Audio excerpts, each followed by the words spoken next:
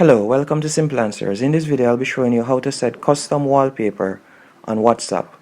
So you'll be setting a specific wallpaper for each contact on WhatsApp. First, you select the person that you want to set it for. Then you tap on their name.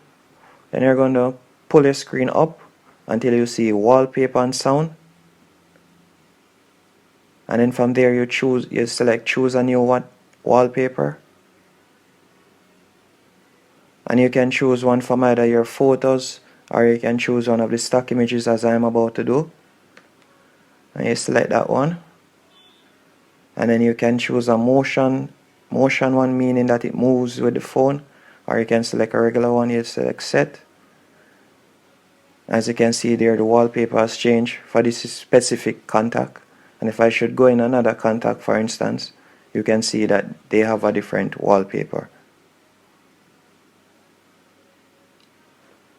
Again, you will select the person name, then go into wallpaper and sound, then select choose a new wallpaper, and then I'll go select dark this time, and then you select a wallpaper, and then press set in the bottom right hand corner. If I should go back, you can see there, it has changed. You can see there, each one has a different wallpaper.